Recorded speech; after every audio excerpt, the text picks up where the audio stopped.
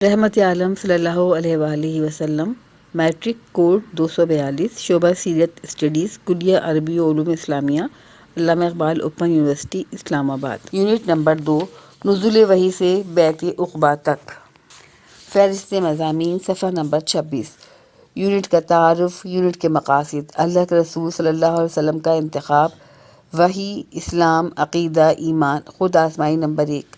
Number 2، اسلام قبول کرنے والے رفیقان رسول صلی اللہ علیہ وسلم، پہلے مسلمان ہونے والے، پہلی عام منادی، عام تبلیغ، حضرت حمزہ کا مسلمان ہونا، حضرت عمر کا مسلمان ہونا، ابو ذر غفاری کا مسلمان ہونا، خود آزمائی نمبر 2۔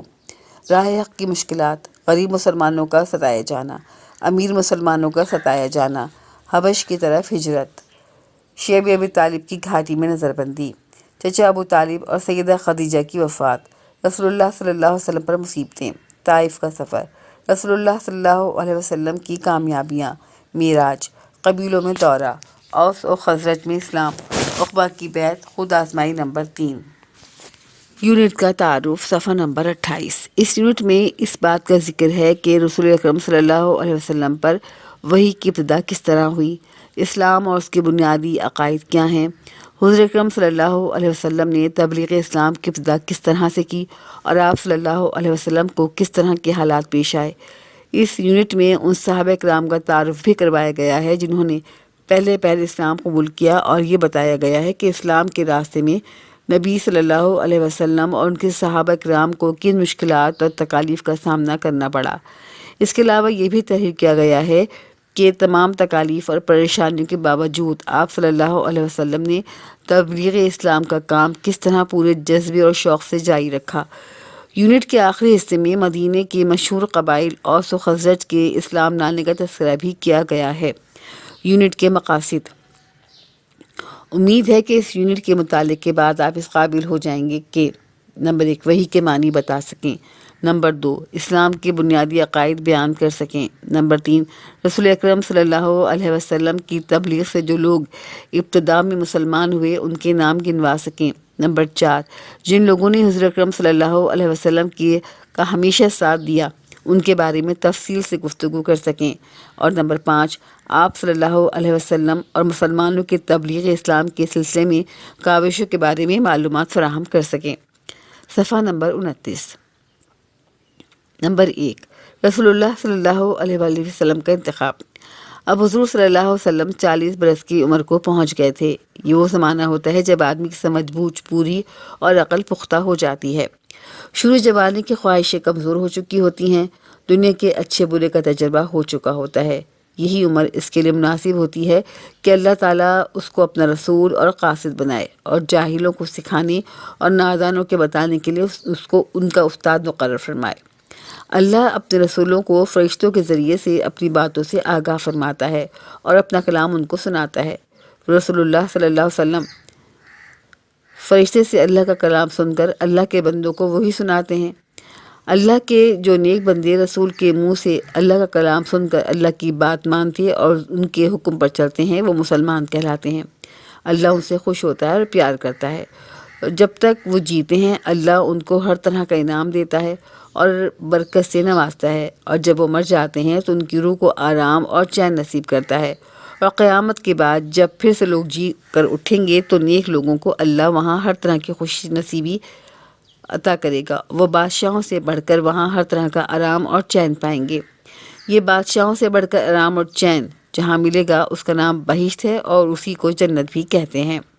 جو لوگ اس رسول کی بات نہیں مانتے اور اللہ کے کلام کو نہیں سنتے اور اس کے حکموں پر نہیں چلتے، وہ اس دنیا میں بھی دل کا چین اور روح کا آرام نہیں پاتے، اور مرنے کے بعد اللہ کی خوشنودی سے محروم رہتے ہیں، اور قیامت کے بعد وہ دکھ، درد اور ایسی سزا پائیں گے کہ ویسے تکلیف کبھی نہیں اٹھائی ہوگی، اور وہ مقام جہاں ان کو یہ سزا ملے گی وہ دوزخ ہے، اس کو جہنم بھی کہتے ہیں۔ جس اللہ نے اپنے بندوں کے لیے زمین و آسمان بنایا، طرح طرح کے اناج، میوے اور پھل پیدا کیے، پہننے کو رنگ رنگ کے کپڑے بنائے، زمین میں قسم قسم کے سبزے اور پھول لگائے، جس نے انسان کے چند روزہ آرام کے لیے یہ سب کچھ بنایا، کیا اس نے ان کے ہمیشہ آرام کا سامان نہ کیا ہوگا؟ جس طرح اس دنیا کے استادوں اور ڈاکٹروں کا کہنا اگر ہم نہ مانیں تو ہم کو دنیا میں بھی اپنی نادانی اور جہالت سے بڑی تکلیفیں اٹھانی پڑتی ہیں، اسی طرح اگر ہم اپنی نادانی اور جہالت سے رسولوں اور پیغمبروں کا کہا نہ مانیں تو اس دنیا میں ہم بڑی تکلیف اٹھائیں گے۔ اللہ کے سارے احسانوں میں سب سے بڑا احسان یہ ہے کہ اس نے ہم کو اپنی باتوں کے سمجھانے، نیکی کا راستہ دکھانے کے لیے اپنے رسولوں کو بھیجا۔ حضرت آدم علیہ السلام کے وقت سے لے کر حضرت عیسیٰ تک ہر زمانے میں اور ہر قوم میں اللہ کے یہ رسول آتے رہے۔ ان تمام رسولوں کے بعد سب رسولوں کے رسول حضرت محمد صلی اللہ علیہ وسلم کو بھیجا۔ آپ صلی اللہ علیہ وسلم کے بعد پھر کوئی دوسرا رسول آنے والا نہیں، کیونکہ اللہ کی بات پوری ہو چکی ہے اور اللہ کا پیغام ہر جگہ پہنچ چکا ہے۔ 1.1 وحی۔ ہمارے رسول صلی اللہ علیہ وسلم کو 40 سال کی عمر میں اللہ نے رسول بنایا۔ اس سے پہلے آپ صلی اللہ علیہ وسلم کو اکیلے رہنا پسند تھا۔ کئی روز کا کھانا لے لیتے اور مکہ کے قریب ایک پہاڑ کے غار میں جس کا نام ہیرا تھا چلے جاتے تھے اور اللہ کی باتوں پر غور کرتے۔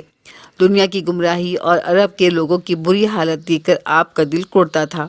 آپ صلی اللہ علیہ وسلم اس غار میں دن رات اللہ کی عبادت اور سوچ میں پڑے رہتے تھے۔ ایک دن ایسا ہوا کہ اللہ کے حکم سے اللہ کا وہ فرشتہ جو اللہ کا کلام اور پیغام لے کر اللہ کے رسول کے پاس آتا ہے اور جس کا نام جبرائیل ہے، نظر آیا۔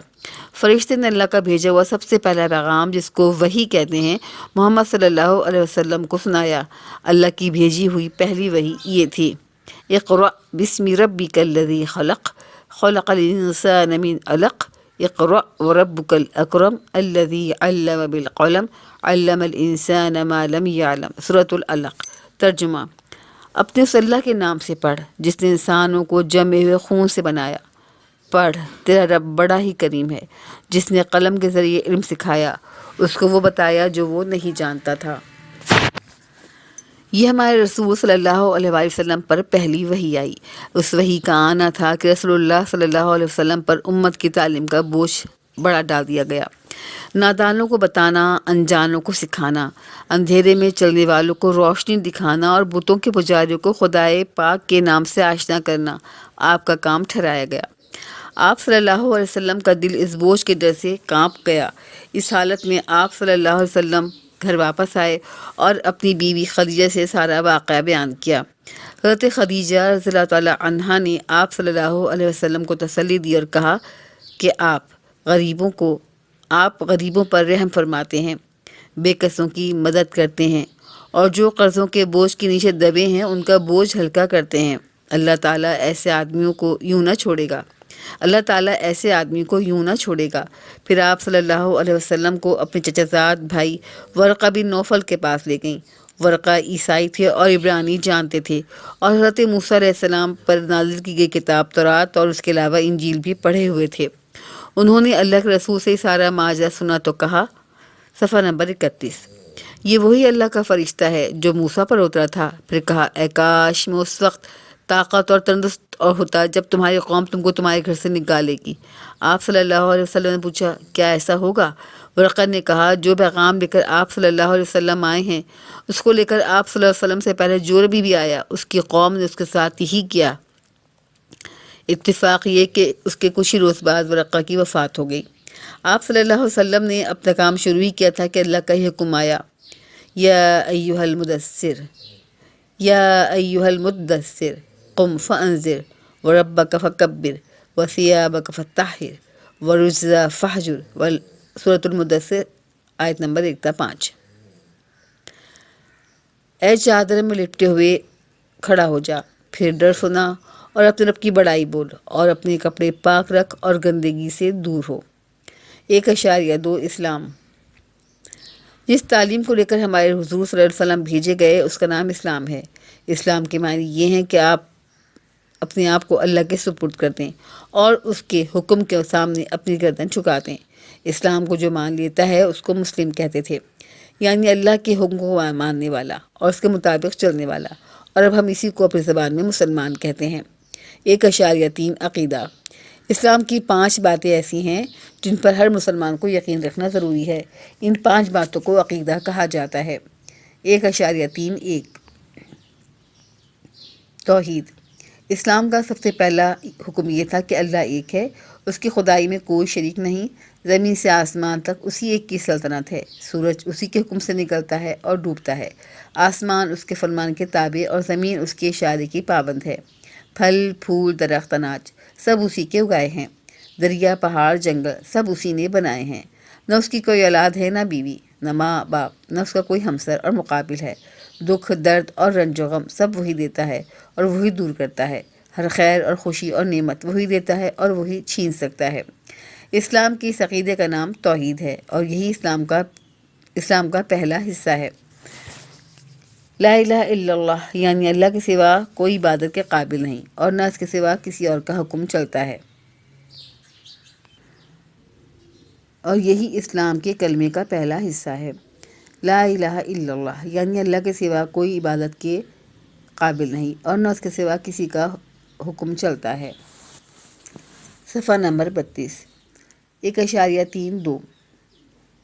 اللہ نے آسمان اور زمین کے کاموں کو وقت پر قاعدے سے انجام دینے کے لیے بہت سی ایسی مخلوقات بنائی ہیں جو ہم کو نظر نہیں آتی۔ یہ فرشتے ہیں جو دن رات اللہ کے حکموں کو بجا لانے میں لگے رہتے ہیں۔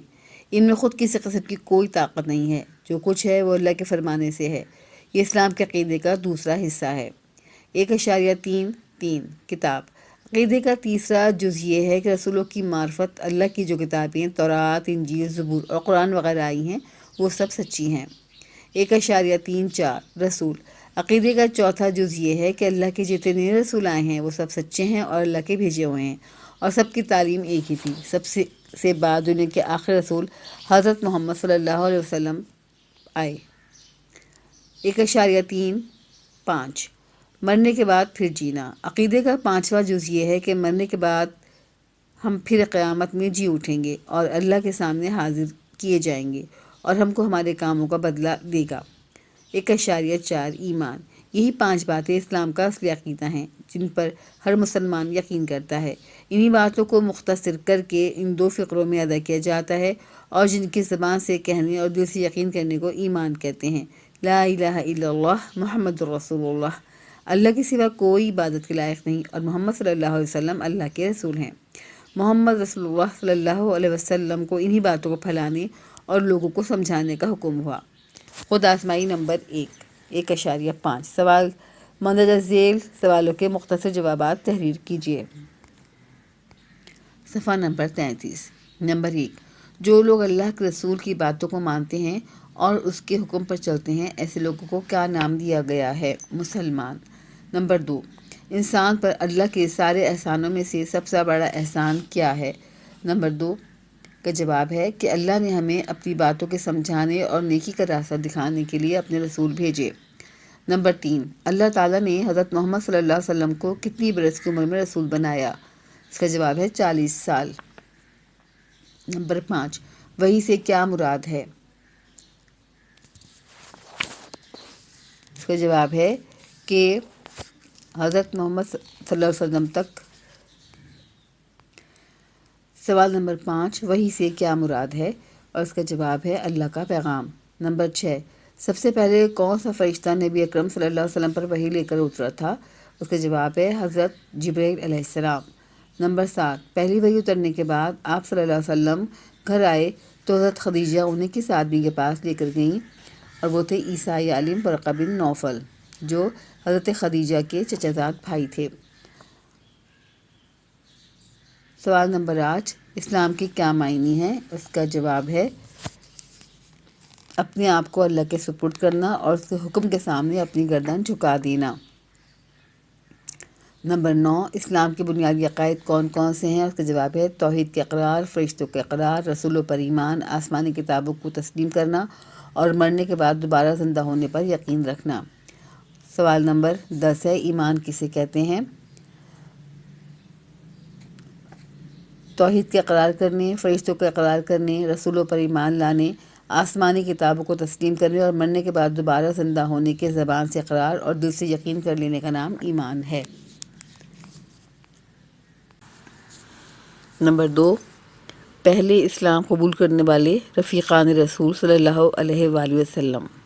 2.1 پہلے مسلمان ہونے والے عرب کے لوگ پرلے درجے کے جاہل، نادان اور اللہ کے دین سے بے خبر ہو گئے تھے اور شرک و کفر میں ایسے پھنسے تھے کہ ان کی کوئی برائی وہ سن بھی نہیں سکتے تھے۔ سچائی کی یہ آواز جس کے کانوں میں پڑی وہ حضرت محمد صلی اللہ علیہ وسلم کی بیوی حضرت خدیجہ ہیں۔ رسول اللہ صلی اللہ علیہ وسلم نے جب ان کے سامنے اللہ کی تعلیم کو پیش کیا تو وہ سنتے ہی مسلمان ہو گئیں۔ آپ صلی اللہ علیہ وآلہ وسلم کے مرد ساتھیوں میں ابو بکر نام کے قریشی تاجر تھے۔ ہمارے رسول صلی اللہ علیہ وسلم نے جب ان کو اللہ کا پیغام سنایا تو وہ بھی فوراً کلمہ پڑھ کر مسلمان ہو گئے اور اس وقت سے برابر آپ صلی اللہ علیہ وسلم کے حکام میں آپ صلی اللہ علیہ وسلم کے ساتھ رہنے لگے۔ آپ صلی اللہ علیہ وسلم کے پیارے چچا ابو طالب کے کم سن بیٹے کا نام علی تھا۔ یہ ہمارے رسول صلی اللہ علیہ وسلم کی گود میں پلے تھے اور آپ صلی اللہ علیہ وسلم ہی کے ساتھ رہتے تھے۔ وہ بچپن ہی سے مسلمان رہے۔ آپ صلی اللہ علیہ وسلم کے چہیتے خادم کا نام زید بن حارثہ تھا۔ انہوں نے بھی اسلام کا کلمہ پڑھ لیا اور مسلمان ہو گئے۔ صفحہ نمبر 34۔ اس کے بعد آپ صلی اللہ علیہ وسلم نے اور حضرت ابو بکر نے رضی اللہ تعالیٰ عنہ نے مل کر چپکے قریش کے ایسے لوگوں کو جو طبیعت کے نیک اور سمجھ کے اچھے تھے اسلام کی باتیں سمجھانی شروع کی۔ بڑے بڑے نامی لوگوں میں سے 5 آدمی حضرت ابو بکر رضی اللہ تعالیٰ عنہ کے سمجھانے سے مسلمان ہوئے۔ ان کے نام یہ ہیں: حضرت عثمان بن عفان رضی اللہ تعالیٰ عنہ، حضرت زبیر رضی اللہ تعالیٰ عنہ، حضرت عبد الرحمن بن عوف رضی اللہ تعالیٰ عنہ، حضرت سعد بن ابی وقاص رضی اللہ تعالیٰ عنہ اور حضرت طلحہ رضی اللہ تعالیٰ عنہ۔ پھر یہ خبر دوسرے لوگوں کے کانوں تک بھی پہنچی اور مکہ میں مسلمانوں کی تعداد روز بروز بڑھنے لگی۔ ان مسلمانوں میں ہونے والے چند غلام بھی تھے جن کے نام یہ ہیں: حضرت بلال رضی اللہ تعالیٰ عنہ، حضرت عمار بن یاسر رضی اللہ تعالیٰ عنہ، حضرت خباب بن عرط رضی اللہ تعالیٰ عنہ اور حضرت صہیب رضی اللہ تعالیٰ عنہ۔ قریش کے چند نیک مزاج نوجوان بھی اسلام لائے، جیسے حضرت ارقم رضی اللہ تعالیٰ عنہ، سعید بن زید رضی اللہ تعالیٰ عنہ، حضرت عبداللہ بن مسعود رضی اللہ تعالیٰ عنہ، حضرت عثمان بن مظعون میم زوئے عین واو نون رضی اللہ تعالیٰ عنہ اور حضرت عبیدہ رضی اللہ تعالیٰ عنہ۔ اب رفتہ رفتہ یہ اثر مکہ کے باہر بھی چلنے لگا اور قریش کے سرداروں کو بھی اس نئی تعلیم کا سنگن لگنے لگا۔ ایک تو جہالت، دوسرے باپ دادوں کے مذہب کی محبت، دونوں ایسی چیزیں تھیں کہ قریش کے سرداروں کو اس نئے مذہب پر بڑا غصہ آیا۔ جو لوگ مسلمان ہو چکے تھے ان کو طرح طرح سے ستانے لگے۔ مسلمان پہاڑوں کے دروں اور غاروں میں جا جا کر چھپ کر نماز پڑھتے تھے اور اللہ کا نام لیتے تھے۔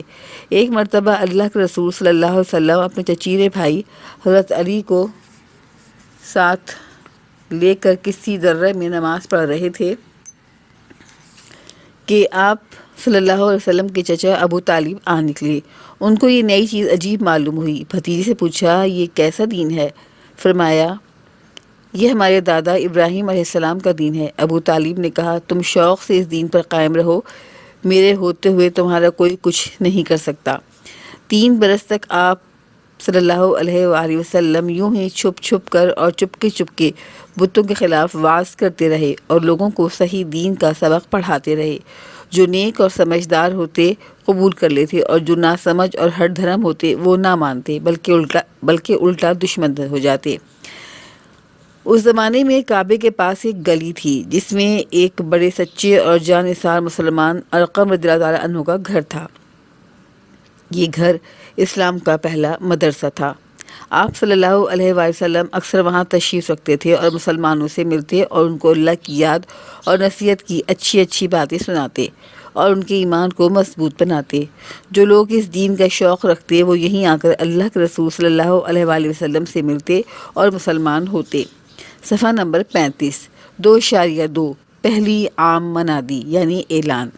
3 برس کے بعد اللہ تعالیٰ نے آپ صلی اللہ علیہ وآلہ وسلم کو حکم دیا کہ اب اعلانیہ اللہ کا نام بلند کرو اور نڈر ہو کر بت پرستی کی مخالفت کرو اور ہمارے بندوں کو نیکی اور نصیحت کی باتیں سناؤ۔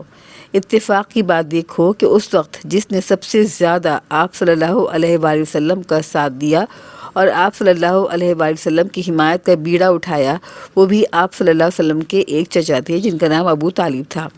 آپ پڑھ چکے ہیں کہ آپ صلی اللہ علیہ وسلم کو وہ کتنا پیار کرتے تھے۔ اسی طرح جس نے سب سے زیادہ آپ صلی اللہ علیہ وسلم کی مخالفت کی اور آپ صلی اللہ علیہ وسلم کی دشمنی میں کوئی کسر اٹھا نہ رکھی، وہ بھی آپ صلی اللہ علیہ وسلم کا ایک چچا تھا جس کا نام ابو لہب تھا۔ ابو لہب کے علاوہ آپ صلی اللہ علیہ وسلم کے دین کا سب سے بڑا دشمن ابو جہل نکلا، جو قریش کا ایک سردار اور بڑا دولت مند تھا۔ قریش کے سرداروں کا کہنا یہ تھا کہ اگر اللہ کو اپنا قاصد اور ایلچی بنا کر کسی کو بھیجنا ہی تھا تو مکہ یا طائف کے کسی دولت مند رئیس کو بنا کر بھیجنا تھا۔ ان کی سمجھ میں یہ بات نہیں آتی تھی کہ اللہ تعالیٰ کے دربار میں دولت اور ریاست کی نہیں بلکہ نیکی اور اچھائی کی قدر ہے۔ اللہ نے دنیا بنانے سے پہلے ہی طے کر لیا تھا کہ قریش کے گھرانے میں عبداللہ کی یتیم بیٹے محمد صلی اللہ علیہ وسلم کو اپنا آخری رسول بنا کر بھیجے گا۔ چنانچہ اس نے بھیجا اور وہ اب ظاہر ہوا۔ ہمارے رسول صلی اللہ علیہ وسلم کو جب دین کی کھلم کھلا منادی کا حکم ہوا تو آپ صلی اللہ علیہ وسلم نے مکہ کی ایک پہاڑی پر جس کا نام صفا تھا کھڑے ہو کر قریش کو آواز دی۔ عرب کے دستور کے مطابق اس آواز کو سن کر قبیلے کے سارے آدمیوں کو جمع ہو جانا ضروری تھا، اس لیے مکہ کے بڑے بڑے سردار اس پہاڑی کے نیچے آ کر جمع ہوئے۔ آپ صلی اللہ علیہ وآلہ وسلم نے ان سے پوچھا، اگر میں تم سے یہ کہوں کہ اس پہاڑ کے پیچھے تمہارے دشمن کا ایک لشکر آ رہا ہے تو کیا تم کو اس کا یقین آئے گا؟ سب نے کہا بے شک، کیونکہ ہم نے تم کو ہمیشہ سچ بولتے دیکھا۔ آپ صلی اللہ علیہ وسلم نے فرمایا، تو میں یہ کہتا ہوں کہ اگر تم نے اللہ کے پیغام کو نہیں مانا تو تمہاری قوم پر ایک بہت بڑی آفت آئے گی۔ یہ سن کر ابو لہب نے کہا، کیا تم نے یہی سنانے کے لیے ہم کو یہاں بلایا تھا؟ یہ کہہ کر اٹھ کر چلا گیا۔ قریش کے دوسرے سردار بھی خفا ہو کر چلے گئے۔ 2.3 عام تبلیغ۔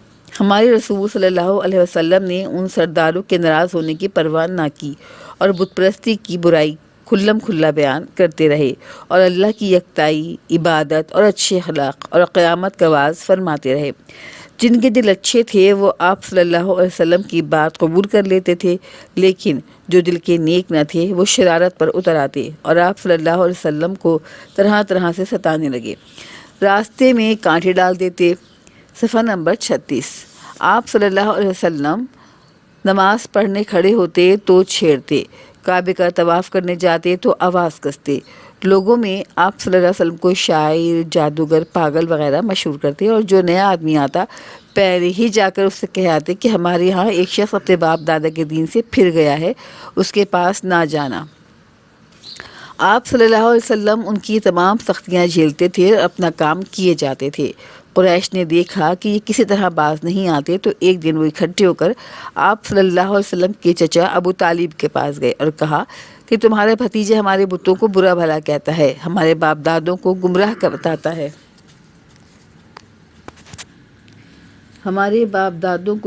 بتاتا ہے، ہم کو نادان ٹھہراتا ہے۔ اب یا تو بیچ سے ہٹ جاؤ یا تم بھی میدان میں آ جاؤ کہ ہم دونوں میں سے ایک کا فیصلہ ہو جائے۔ ابو طالب صاحب نے دیکھا کہ وقت نازک ہے، حضرت محمد صلی اللہ علیہ وسلم کو بلا کر کہا کہ مجھ بوڑھے پر اتنا بوجھ نہ ڈالو کہ میں اٹھا نہ سکوں۔ ظاہر میں حضرت صلی اللہ علیہ وسلم کو اگر کسی کی مدد کا سہارا تھا تو وہ یہی چچا تھے۔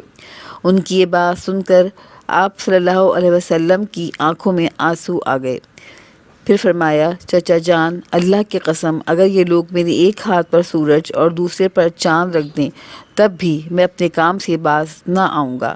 آپ صلی اللہ علیہ وسلم کی مضبوطی اور پکا ارادہ دیکھ کر اور آپ صلی اللہ علیہ وسلم کی اس اثر سے بھری ہوئی بات کو سن کر چچا ابو طالب پر بڑا اثر ہوا۔ آپ صلی اللہ علیہ وسلم سے کہا، بھتیجے جاؤ، یہ تمہارا کچھ بھی نہیں کر سکتے۔ چچا کا یہ جواب سن کر دل میں ڈھارس بندھی اور اپنا کام تیزی سے کرنا شروع کیا۔ چچا کا یہ جواب سن کر دل میں ڈھارس بندھی اور اپنا کام تیزی سے کرنا شروع کیا۔ اکثر قبیلے کا اکا دکا آدمی مسلمان ہونے لگے تھے۔ قریش کے سرداروں نے دیکھا کہ دھمکی سے کام نہ چلا، اب ذرا بہلا پھسلا کر کام چلائیں۔ سب نے مشورہ کر کے عتبہ نامی قریش کے ایک سردار کو سمجھا بجھا کر آپ صلی اللہ علیہ وسلم کے پاس بھیجا۔ اس نے آپ صلی اللہ علیہ وسلم کے پاس پہنچ کر کہا، اے محمد صلی اللہ علیہ وسلم، قوم میں پھوٹ ڈالنے سے کیا فائدہ؟ اگر تم مکہ کی سرداری چاہتے ہو تو وہ حاضر ہے، اگر کسی بڑے گھرانے میں شادی چاہتے ہو تو یہ بھی ہو سکتا ہے، اگر دولت چاہتے ہو تو اس کے لیے بھی ہم تیار ہیں، مگر تم اس کام سے باز آؤ۔ عتبہ کا خیال تھا کہ ہم جو چال چلے ہیں اس کی کامیابی میں شک نہیں۔ محمد صلی اللہ علیہ وآلہ وسلم نے ان باتوں میں سے کسی ایک کے لالچ میں آ کر ضرور ہم سے صلح کر لیں گے، لیکن آپ صلی اللہ علیہ وآلہ وسلم کی زبان مبارک سے اس نے وہ جواب سنا جس کی ذرا بھی امید اس کو نہ تھی۔ آپ صلی اللہ علیہ وسلم نے قرآن پاک کی چند آیتیں اس کو سنائیں۔ ان آیتوں کا سننا تھا کہ اس کا دل دہل گیا۔ واپس آیا تو قریش نے دیکھا کہ اس کے چہرے کا رنگ فق ہے۔ عتبہ نے کہا، بھائیوں، محمد صلی اللہ علیہ وسلم جو کلام پڑھتے ہیں وہ نہ شاعری ہے نہ جادوگری ہے۔ میری رائے یہ ہے کہ تم ان کو ان کے حال پر چھوڑ دو۔ اگر وہ کامیاب ہو کر عرب پر غالب آ گئے تو یہ ہماری ہی عزت ہے، ورنہ عرب کے لوگ خود ان کا خاتمہ کر دیں گے۔ لیکن قریش نے اس کی بات نہ مانی اور اپنی ضد پر برابر اڑے رہے۔ صفحہ نمبر 37۔ اب آپ صلی اللہ علیہ وسلم کا کام تھا کہ ایک ایک آدمی کے پاس جاتے اور اس کو سمجھاتے، کوئی مان لیتا، کوئی چپ رہتا، کوئی جھڑک دیتا۔ اس حالت میں جو لوگ آپ صلی اللہ علیہ وسلم پر ایمان لائے اور مسلمان ہوئے ان کی بڑی تعریف ہے، اور ان میں سے بعض کے مسلمان ہونے کا قصہ بڑا دلچسپ ہے۔ 2.4 حضرت حمزہ رضی اللہ تعالیٰ عنہ کا مسلمان ہونا۔ حضرت حمزہ رضی اللہ تعالیٰ عنہ آپ صلی اللہ علیہ وسلم کے چچا تھے، عمر میں کچھ ہی بڑے تھے۔ ایک رشتے سے آپ صلی اللہ علیہ وسلم کی خالہ کے بیٹے تھے اور دو شریک بھائی بھی تھے، اس لیے وہ آپ صلی اللہ علیہ وسلم سے بڑی محبت کرتے تھے۔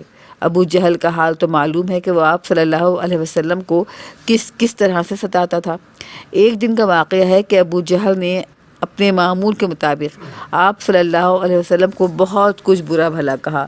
ایک لونڈی کھڑی یہ باتیں سن رہی تھی۔ شام کو جب حضرت حمزہ رضی اللہ تعالیٰ عنہ شکار سے واپس آ رہے تھے، اس لونڈی نے جو دیکھا اور سنا تھا ان سے دہرایا۔ حمزہ رضی اللہ تعالیٰ عنہ یہ سن کر غصے سے لال ہو گئے اور اسی حالت میں کعبے کے صحن میں جہاں قریش کے بڑے بڑے لوگ جلسے جما کر بیٹھے تھے آئے اور ابو جہل کے پاس آ کر کمان اس کے سر پر ماری اور کہا، لو میں مسلمان ہو گیا ہوں، تمہارا جو جی چاہے میرے ساتھ کر لو۔ یہ کہہ کر گھر چلے آئے۔ حضرت حمزہ کے مسلمان ہونے سے گویا کہ اسلام کی جرگی میں قریش کا ایک بڑا پہلوان شریک ہو گیا۔ 2.5 حضرت عمر رضی اللہ تعالیٰ عنہ کا مسلمان ہونا۔ خطاب کے بیٹے عمر رضی اللہ تعالیٰ عنہ قریش کی خاندان کے نوجوان تھے، مزاج میں سختی تھی۔ یہ بھی اس وقت اسلام کے بڑے دشمن تھے، مسلمانوں کو چھیڑنا اور ستایا کرتے تھے۔ اللہ کا کرنا ایسا ہوا کہ ایک دن یہ کسی بت خانے میں پڑے سو رہے تھے کہ بت کے اندر سے لا الہ الا اللہ کی آواز سنی، گھبرا کر اٹھ بیٹھے اور اب وہ اس آواز کی سچائی پر کبھی کبھی غور کرنے لگے۔ حضور صلی اللہ علیہ وسلم راتوں کو جو قرآن پڑھتے تھے، عمر ایک ایک آیت سن رہے تھے اور اثر لے رہے تھے، لیکن چونکہ مزاج کے پختہ اور طبیعت کے مستقل تھے، وہ اس اثر کو دور کرتے رہے۔ اس سے پہلے عمر کی بہن فاطمہ اور بہنوئی سعد بن زید مسلمان ہو چکے تھے۔ حضرت عمر رضی اللہ تعالیٰ عنہ کو پتہ چلا تو دونوں کو رسیوں سے جکڑ کر باندھ دیا۔ مشہور یہ ہے کہ ایک دفعہ حضرت عمر رضی اللہ تعالیٰ عنہ کے دل میں آیا کہ چل کر محمد صلی اللہ علیہ وسلم کا سر قلم کیوں نہ کر دیں کہ روز کا جھگڑا ختم ہو جائے۔ یہ ارادہ کر کے وہ تلوار لگا کر گھر سے نکلے۔ راہ میں ایک مسلمان سے ملاقات ہوئی۔ اس نے پوچھا کہ عمر کدھر کا ارادہ ہے؟ انہوں نے کہا کہ جاتا ہوں کہ محمد صلی اللہ علیہ وسلم کا کام آج تمام کر دوں۔ صفحہ نمبر 38۔ اس نے کہا، پہلے اپنے بہن اور بہنوئی کی تو خبر لو۔ اس طنز و ملامت سے وہ بے تاب ہو گئے۔ پلٹ کر بہن کے گھر کا راستہ لیا۔ پہنچے تو قرآن پڑھنے کی آواز سنی۔ غصے سے بے قابو ہو کر بہن اور بہنوئی کو خوب مارا۔ جب دیکھا کہ اسلام پر بہت مضبوطی سے قائم ہے تو ان کے دل پر بڑا اثر ہوا۔ کہا کہ اچھا، جو سورت تم پڑھ رہے تھے وہ مجھے بھی دکھاؤ۔ انہوں نے وہ ورق لا کر ہاتھ پر رکھ دیا۔ عمر رضی اللہ تعالیٰ عنہ جیسے جیسے اس کو پڑھتے جاتے تھے ان کا دل کانپتا جاتا تھا۔ آخر چلا اٹھے، لا الہ الا اللہ محمد الرسول اللہ۔ یہ وہ زمانہ تھا جب آپ صلی اللہ علیہ وآلہ وسلم حضرت رقم کے گھر میں تھے۔ حضرت عمر رضی اللہ تعالیٰ عنہ سیدھے وہاں پہنچے، آواز دی۔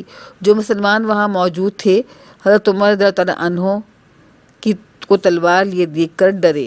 حضرت حمزہ رضی اللہ تعالیٰ عنہ نے کہا آنے دو، اگر وہ خلوص کے ساتھ آیا ہے تو بہتر ہے، ورنہ اسی کی تلوار سے اس کا سر قلم کر دیا جائے گا۔ دروازہ کھلا اور حضرت عمر رضی اللہ تعالیٰ عنہ نے اندر قدم رکھا تو رسول اللہ صلی اللہ علیہ وسلم خود آگے بڑھے اور ان کا دامن پکڑ فرمایا، کیوں عمر، کس ارادے سے آئے ہو؟ عرض کی، ایمان لانے کے لیے۔ یہ سن کر مسلمانوں نے اس زور سے اللہ اکبر کا نعرہ مارا کہ مکہ کی پہاڑیاں گونج اٹھیں۔ کافروں کو جب حضرت عمر رضی اللہ تعالیٰ عنہ کے مسلمان ہونے کا حال معلوم ہوا تو انہوں نے سب طرف سے حضرت عمر رضی اللہ تعالیٰ عنہ کے مکان کا گھیراؤ کر دیا، لیکن عاصم بن وائل کے سمجھانے سے واپس چلے گئے۔ حضرت عمر رضی اللہ تعالیٰ عنہ مسلمان ہوئے تو مسلمانوں کی ہمت بڑھ گئی۔ اب تک وہ کعبہ میں جا کر نماز نہیں پڑھتے تھے۔ حضرت عمر رضی اللہ تعالیٰ عنہ کے مسلمان ہونے تھے سب مسلمانوں کو ساتھ لے کر نکلے۔ حضرت عمر مسلمان ہوئے تو سب مسلمانوں کو ساتھ لے کر نکلے اور لڑ کر کعبہ کے صحن میں نماز پڑھی۔ 2.6 ابو ذر غفاری رضی اللہ تعالیٰ عنہ کا مسلمان ہونا۔ رسول اللہ صلی اللہ علیہ وسلم کے مسلمان ساتھیوں کو صحابہ کہتے ہیں۔ اسلام جیسے جیسے پھیلتا جاتا تھا، صحابیوں کی تعداد بھی روز بروز بڑھتی جاتی تھی، یہاں تک کہ مکہ کے باہر بھی وہ پہنچ گئے۔ مکہ سے کچھ دور غفار کا قبیلہ رہتا تھا، اس میں ابو ذر رضی اللہ تعالیٰ عنہ اور انیس 2 بھائی تھے۔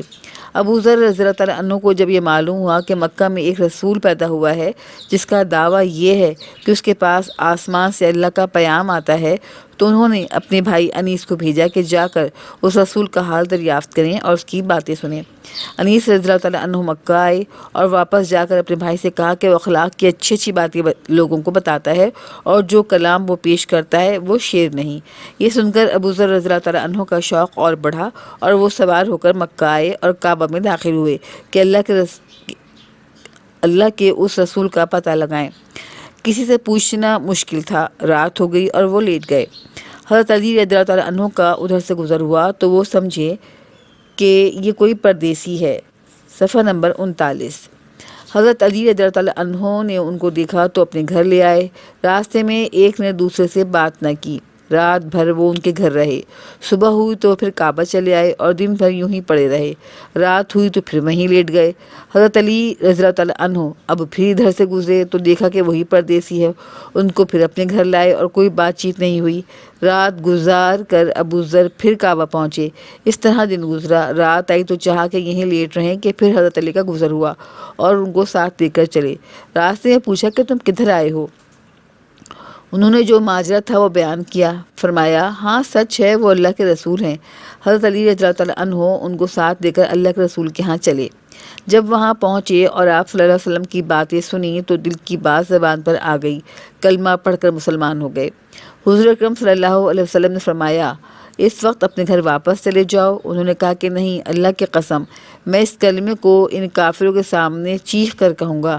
یہ کہہ کر وہ کعبہ میں آئے اور بڑے زور سے چیخ کر پکارے، اشہد ان لا الہ الا اللہ واشہد ان محمد رسول اللہ، میں گواہی دیتا ہوں کہ اللہ کے سوا کوئی معبود نہیں اور یہ کہ محمد صلی اللہ علیہ وسلم اللہ کے رسول ہیں۔ کافروں نے یہ بات سنی تو ہر طرف سے ان پر ٹوٹ پڑے اور سب نے مل کر بری طرح ان کو مارا۔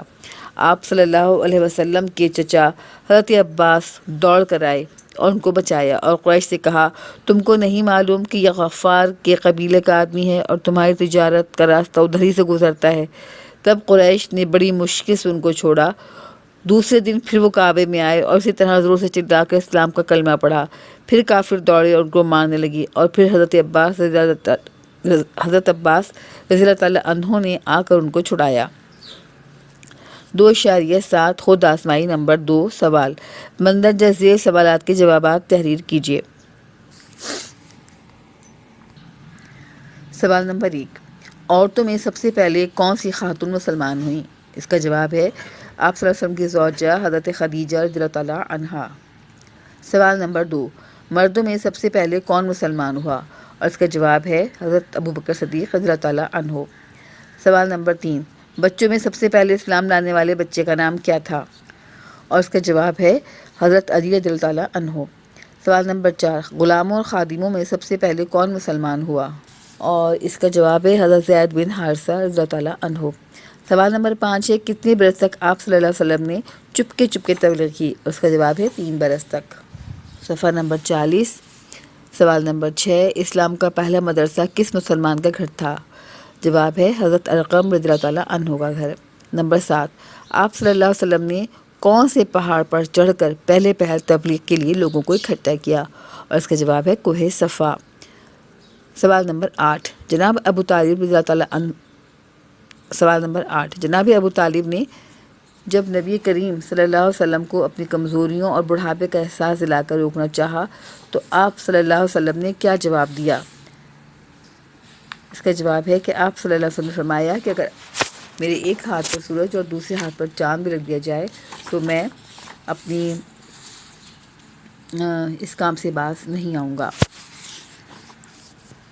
سوال نمبر 9، ابو جہل کے ستانے کا علم ہونے پر حضرت حمزہ نے ابو جہل کو کیا کہا؟ انہوں نے ابو جہل کے سر پر کمان ماری اور کہا، لو میں مسلمان ہو گیا ہوں، تمہارا جو جی چاہے میرے ساتھ کر لو۔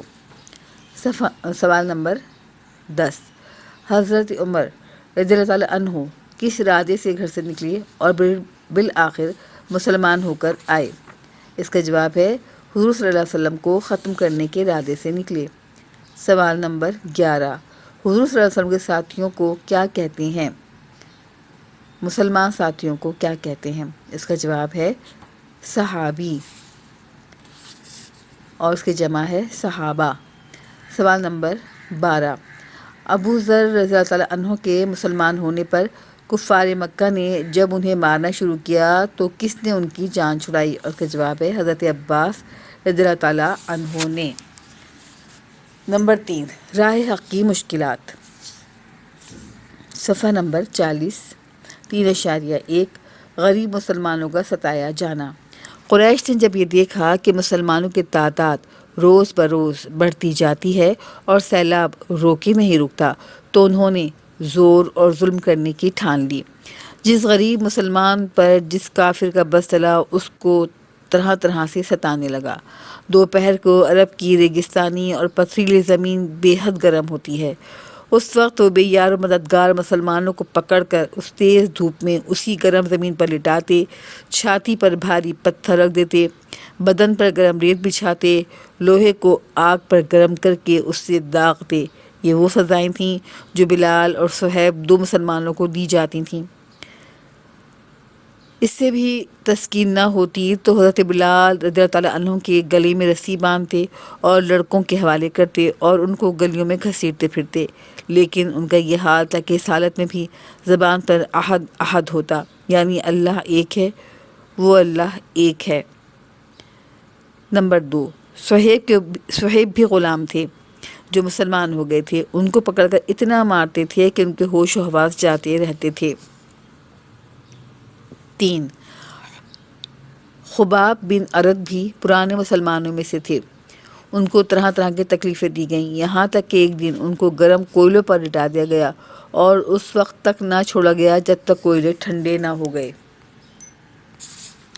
4، یاسر رضی اللہ تعالیٰ عنہ اور ان کے بیٹے عمار رضی اللہ تعالیٰ عنہ اور ان کی بیوی سمیہ رضی اللہ تعالیٰ عنہ، یہ تینوں مکہ کے غریبوں میں تھے اور اسلام لانے والوں میں بہت پہلے ہیں۔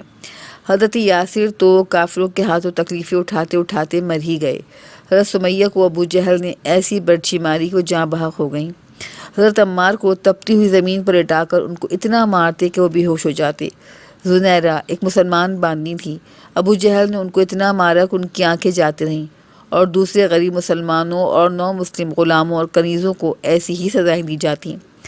حضرت ابو بکر رضی اللہ تعالیٰ عنہ نے حضرت بلال رضی اللہ تعالیٰ عنہ، عامر رضی اللہ تعالیٰ عنہ، لبینہ رضی اللہ تعالیٰ عنہ، زنیرہ رضی اللہ تعالیٰ عنہ، نہدیہ رضی اللہ تعالیٰ عنہ اور ام عبیس رضی اللہ تعالیٰ عنہ وغیرہ مسلمان غلاموں اور بانیوں کو ان کے ظالم اور بے رحم مالکوں سے خرید کر آزاد کیا۔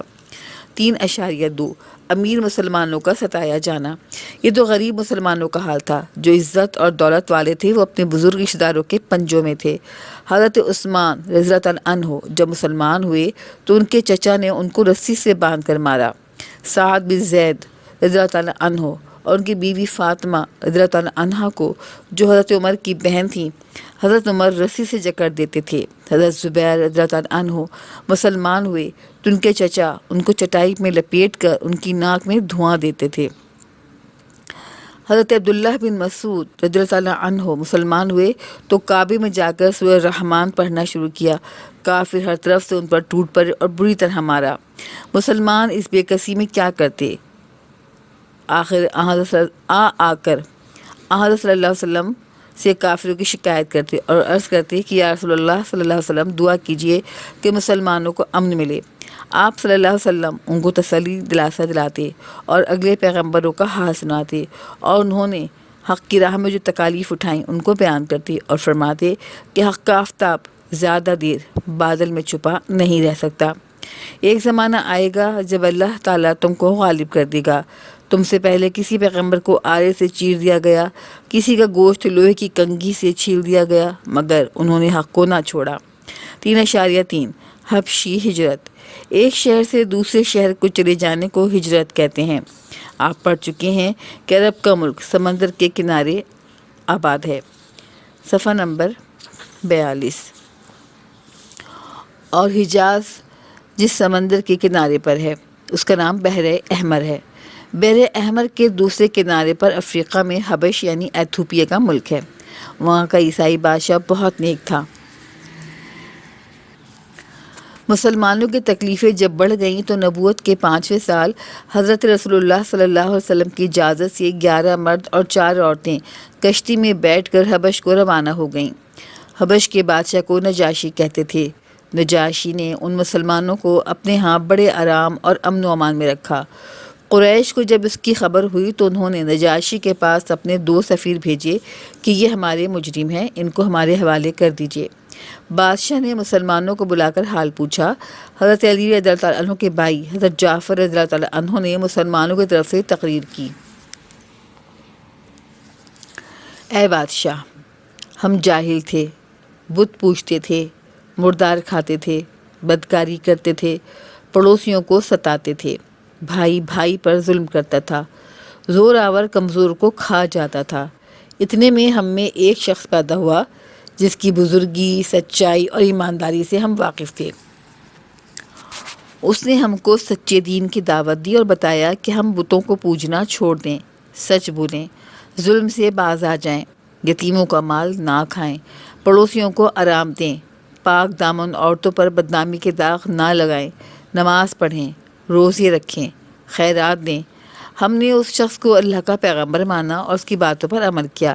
اس جرم پر ہماری قوم ہماری جان کی دشمن ہو گئی اور ہم کو مجبور کرتی ہے کہ ہم اس کو چھوڑ کر اسی پہلی گمراہی میں رہیں۔ نجاشی نے کہا، تمہارے پیغمبر پر جو کلام اترا ہے کہیں سے پڑھو۔ حضرت جعفر رضی اللہ تعالیٰ عنہ نے سورہ مریم کی چند آیتیں پڑھیں۔ نجاشی پر ان کا یہ اثر ہوا کہ اس کی آنکھوں سے آنسو جاری ہو گئے۔ پھر کہا، اللہ کی قسم، یہ کلام اور انجیل دونوں ایک ہی چراغ کی روشنی ہیں۔ یہ کہہ کر قریش کے آدمیوں سے کہا، تم واپس جاؤ، میں ان مظلوموں کو تمہارے حوالے نہیں کروں گا۔ مسلمانوں نے جب یہ نجاشی کی مہربانی دیکھی تو اور بھی مسلمان چھپ چھپ کر حبش کو روانہ ہو گئے، یہاں تک کہ ان کی تعداد وہاں کم و بیش 83 ہو گئی۔ 3.4 شعب ابی طالب یعنی ابو طالب کی گھاٹی میں نظر بندی۔ قریش نے دیکھا کہ یہ تدبیر بھی کارگر نہ ہوئی، اس لیے قریش کے سب خاندانوں نے مل کر نبوت کے 7ویں برس یہ معاہدہ کیا کہ کوئی شخص رسول اللہ صلی اللہ علیہ وسلم کے خاندان سے جس کا نام بنو ہاشم تھا کوئی تعلق نہیں رکھے گا، نہ اس سے شادی بیاہ کرے گا، نہ ان کے ہاتھ خرید و فروخت کرے گا۔ صفحہ نمبر 43۔ نہ ان کو کھانے پینے کا کوئی سامان دے گا، یا یہ کہ محمد صلی اللہ علیہ وسلم کو ہمارے حوالے کر دیں۔ یہی معاہدہ لکھ کر کعبہ کے دروازے پر لٹکا دیا گیا۔ چچا ابو طالب رضی اللہ تعالیٰ عنہ نے خاندان کے سب لوگوں کو لے کر ایک درہ میں چلے گئے جو شعب ابی طالب کہلاتا ہے۔ یہیں دوسرے مسلمانوں نے بھی آ کر پناہ لی اور بہت تکلیف کے ساتھ یہاں رہنے لگے۔ 4 شعب ابی طالب یعنی ابو طالب کی گھاٹی میں نظر بندی۔ قریش نے دیکھا کہ یہ تدبیر بھی کارگر نہ ہوئی، اس لیے قریش کے سب خاندانوں نے مل کر نبوت کے 7ویں برس یہ معاہدہ کیا کہ کوئی شخص رسول اللہ صلی اللہ علیہ وسلم کے خاندان سے جس کا نام بنو ہاشم تھا کوئی تعلق نہیں رکھے گا، نہ اس سے شادی بیاہ کرے گا، نہ ان کے ہاتھ خرید و فروخت کرے گا۔ صفحہ نمبر 44۔ پتیاں کھا کر گزارا کرتے، سوکھا چمڑا ملتا تو اس کو بھون کر کھاتے، بچے بھوک سے بلبلاتے تھے، کافر مسلمانوں کی یہ حالت دیکھ کر خوش ہوتے تھے۔ 3 سال اسی طرح گزر گئے۔ آخر خود ان ظالموں میں سے کچھ کو رحم آیا اور انہوں نے اس ظالمانہ معاہدے کو توڑ ڈالا۔ 3.5 چچا ابو طالب اور سیدہ خدیجہ رضی اللہ تعالیٰ عنہا کی وفات 10 نبوی۔ اب مسلمان درہ سے نکل کر اپنے اپنے گھروں میں آئے۔ کچھ ہی دن گزرے تھے کہ آپ صلی اللہ علیہ وسلم کے پیارے چچا ابو طالب نے وفات پائی۔ ابھی اس غم کو چند ہی روز ہوئے تھے کہ حضرت محمد صلی اللہ علیہ وسلم کی غم گسار بیوی حضرت خدیجہ رضی اللہ تعالیٰ عنہا نے بھی انتقال کیا۔ یہ زمانہ آپ صلی اللہ علیہ وسلم پر بہت سخت گزرا۔ یہ دونوں آپ صلی اللہ علیہ وسلم کے اولین سہارا بننے والے تھے۔ دونوں ایک ہی سال آگے پیچھے چل بسے۔ 3.6 رسول اللہ صلی اللہ علیہ وسلم پر مصیبتیں۔ قریش کے ظالموں کو چچا ابو طالب کی رعب داب اور حضرت خدیجہ رضی اللہ تعالیٰ عنہ کی خاطر سے اب تک خود رسول اللہ صلی اللہ علیہ وسلم پر ہاتھ اٹھانے کی ہمت نہیں ہوئی تھی۔ ان دونوں کے اٹھ جانے پر میدان خالی ہو گیا۔ اب وہ خود حضور صلی اللہ علیہ وسلم کے ساتھ بے ادبی سے پیش آنے لگے۔ ایک دفعہ آپ صلی اللہ علیہ وسلم راہ میں جا رہے تھے کہ کس ظالم نے سر مبارک پر خاک ڈال دی۔ آپ اسی طرح گھر آئے۔ آپ صلی اللہ علیہ وسلم صاحبزادی پانی لے کر آئیں، سر دھوتی جاتی تھیں اور آپ کی یہ حالت دیکھ کر روتی جاتی تھیں۔ آپ صلی اللہ علیہ وسلم نے فرمایا، باپ کی جان رو نہیں، اللہ تیرے باپ کو یوں نہ چھوڑے گا۔ ایک دفعہ آپ صلی اللہ علیہ وسلم کعبے کے صحن میں نماز پڑھ رہے تھے۔ قریش کے سردار جلسہ جمائے بیٹھے تھے۔ نماز پڑھتے دیکھ کر کہنے لگے کہ کوئی اونٹ کی اوجھڑی لا کر اس کی گردن پر رکھ دے۔ چنانچہ ایک شریر نے یہ کام کر دیا۔ اس بوجھ سے آپ صلی اللہ علیہ وسلم کی پیٹھ دب گئی۔ کسی نے حضرت صلی اللہ علیہ وسلم کی صاحبزادی سیدہ فاطمہ رضی اللہ تعالیٰ عنہا سے جا کر اس کی خبر کی۔ وہ آئیں تو کسی طرح سے اس کی گندگی کو ہٹا کر دور کیا۔ ایک دفعہ ایک شریر نے آپ صلی اللہ علیہ وسلم کی گردن مبارک میں چادر کا پھندا ڈال کر چاہا کہ گلا گھونٹ دے۔ حضرت ابوبکر رضی اللہ تعالیٰ عنہ دوڑ کر آئے اور آپ کو بچا لیا۔ صفحہ نمبر 44۔ اور اس سے کہا کہ کیا ایک شخص کی جان صرف اتنی بات پر لینا چاہتے ہو کہ وہ کہتا ہے کہ میرا پروردگار اللہ ہے۔ 3.7 طائف کا سفر۔ مکہ سے 40 میل کے فاصلے پر طائف کا سرسبز اور شاداب شہر تھا۔ آپ صلی اللہ علیہ وسلم نے مکہ کے لوگوں کی یہ حالت دیکھ کر یہ طے کیا کہ طائف جائیں اور وہاں کے رئیسوں کو اسلام کا پیام سنائیں۔ آپ صلی اللہ علیہ وسلم زید بن حارثہ کو ساتھ لے کر طائف گئے اور وہاں کے رئیسوں کو دین حق کی دعوت دی، مگر افسوس کہ ان میں سے ایک نے بھی اس کو قبول نہیں کیا، اور اسی پر بس نہیں کیا بلکہ بازاروں کے شریروں کو ابھار دیا کہ وہ آپ صلی اللہ علیہ وسلم کو چھیڑیں اور ستائیں۔ وہ راستے کے دونوں طرف کھڑے ہو گئے اور جب آپ ادھر سے گزرنے لگے تو آپ صلی اللہ علیہ وسلم پر پتھر برسائے، جس سے آپ لہو لہان ہو گئے۔ آپ صلی اللہ علیہ وسلم درد کے مارے کہیں بیٹھ جاتے تو وہ بازو تھام کر اٹھا دیتے، شریر پھر پتھر مارتے اور گالیاں دیتے۔ آپ صلی اللہ علیہ وسلم تھک کر بیٹھ جاتے۔ آخر آپ صلی اللہ علیہ وسلم نے ایک باغ میں پناہ لی۔ یہ بہت بے کسی کا وقت تھا۔ اس وقت اللہ کا ایک فرشتہ آپ صلی اللہ علیہ وسلم کو نظر آیا، جس نے آپ کو اللہ کا پیام سنایا کہ یا رسول اللہ، اگر آپ صلی اللہ علیہ وسلم کہیں تو طائف والوں پر ان پہاڑوں کو دے مارا جائے کہ وہ کچل کر رہ جائیں۔ آپ صلی اللہ علیہ وسلم نے امت پر مہربان ہو کر عرض کی کہ اے اللہ ایسا نہ کر، شاید کہ ان کی نسل سے کوئی تیرا ماننے والا پیدا ہو۔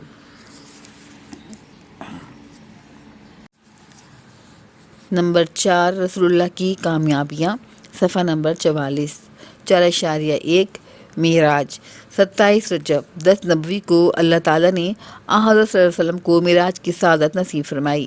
سفر معراج پر جاتے ہوئے پہلے آپ صلی اللہ علیہ وسلم مسجد حرام سے بیت المقدس تشریف لے گئے۔ وہاں پہلے انبیاء علیہ السلام کی جماعت کو نماز پڑھائی، پھر آپ صلی اللہ علیہ وسلم نے آسمانوں کی سیر کی اور انبیاء اکرام سے ان کی مقامات پر ملتے ہوئے سدرۃ المنتہا اور بیت المعمور، یعنی آسمانوں پر 2 مقدس مقامات ہیں، وہاں تک پہنچے۔ آپ صلی اللہ علیہ وسلم کو جنت اور جہنم کے احوال بتائے گئے اور راتوں رات آپ صلی اللہ علیہ وسلم واپس آ گئے۔ اسی موقع پر اللہ تعالیٰ نے مسلمانوں پر 5 نمازوں کو فرض کیا۔ 4.2 قبیلوں کا دورہ۔ طائف کے بظاہر ناکام سفر نے آپ صلی اللہ علیہ وسلم کے مضبوط ارادوں پر کوئی اثر نہیں کیا۔ آپ صلی اللہ علیہ وسلم نے ارادہ کیا، صفحہ نمبر 45، کہ ایک ایک قبیلے میں پھر کر اللہ کا پیام سنائے۔ اس کے لیے مکہ میں حج کا قدرتی موقع موجود تھا۔ اس زمانے میں عرب کے گوشے گوشے سے لوگ حج کے لیے آتے اور کئی دن ٹھہرتے۔ مکہ کے آس پاس میلے بھی لگتے تھے اور یہاں بھی آدمیوں کا اجتماع ہوتا تھا۔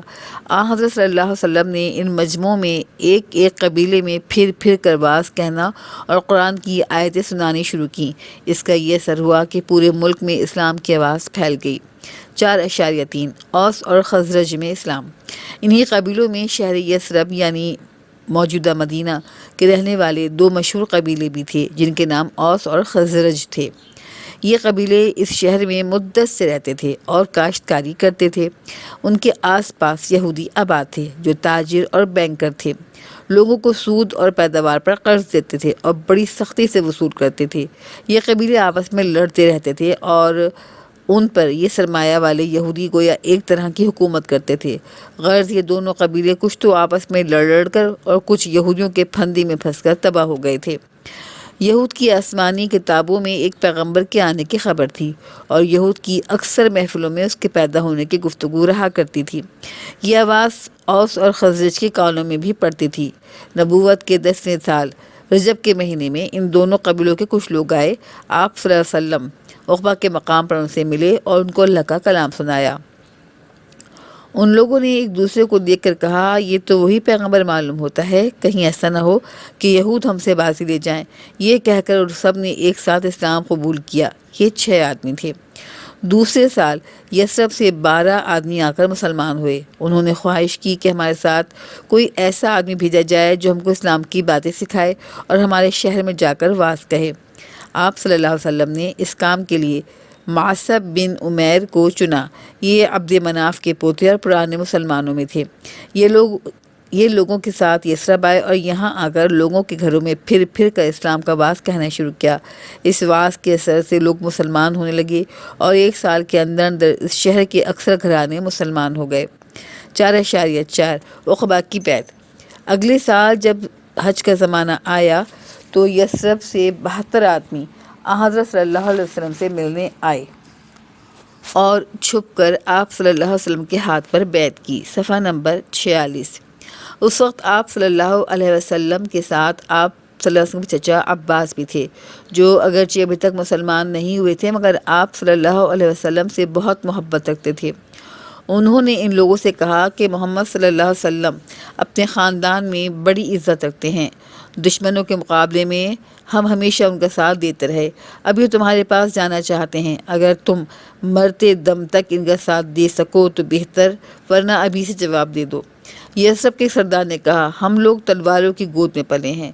وہ اسی قدر کہنے پائے تھے کہ ایک دوسرے سردار ابو الحیثم نے کہا، یا رسول اللہ صلی اللہ علیہ وسلم، ہمارے یہودیوں سے تعلقات ہیں، بیعت کے بعد یہ تعلقات ٹوٹ جائیں گے۔ ایسا نہ ہو کہ جب اسلام کو قوت حاصل ہو جائے تو آپ صلی اللہ علیہ وسلم ہم کو چھوڑ کر چلے جائیں۔ آپ صلی اللہ علیہ وسلم نے مسکرا کر فرمایا، تمہارا خون میرا خون ہے، تم میرے ہو اور میں تمہارا ہوں۔ اس کے بعد آپ صلی اللہ علیہ وسلم نے ان میں سے 12 نقیب یعنی سردار چنے۔ ان کے نام خود ہی انہی لوگوں نے چن کر بتائے۔ ان 12 میں سے 9 خزرج کے اور 3 اوس کے تھے۔ 4.5 خود آزمائی نمبر 3 مختصر جوابات تحریر کیجیے۔ نمبر 1، حضرت عمار رضی اللہ تعالیٰ عنہ کے والد کا کیا نام تھا؟ اس کا جواب ہے یاسر رضی اللہ تعالیٰ عنہ۔ سوال نمبر 2، ہجرت کے کیا معنی ہیں؟ اس کا جواب ہے ایک جگہ چھوڑ کر دوسری جگہ چلے جانا۔ سوال نمبر 3، حبش کی طرف پہلی ہجرت میں کتنے مسلمان شامل ہوئے؟ تقریباً 83۔ نمبر 4، حبش کے بادشاہ نجاشی کے سامنے کس مسلمان نے تقریر کی؟ جواب ہے حضرت جعفر طیار رضی اللہ تعالیٰ عنہ۔ نمبر 5، رسول اکرم صلی اللہ علیہ وسلم اور دوسرے مسلمانوں کو کتنے برس تک شعب ابی طالب میں قید ہونا پڑا؟ اس کا جواب ہے 3 سال۔ نمبر 6، رسول اکرم صلی اللہ علیہ وسلم کے ساتھ 10 ہجری کو کون سے 2 اہم واقعات پیش آئے؟ اس کا جواب ہے کہ آپ کے چچا ابو طالب اس کا جواب ہے آپ کے چچا ابو طالب اور آپ کی زوجہ حضرت خدیجہ رضی اللہ تعالیٰ عنہا وفات ہوئی۔ نمبر 7، طائف کی شہر مکہ سے کتنے فاصلے پر واقع ہے؟ اس کا جواب ہے 40 میل۔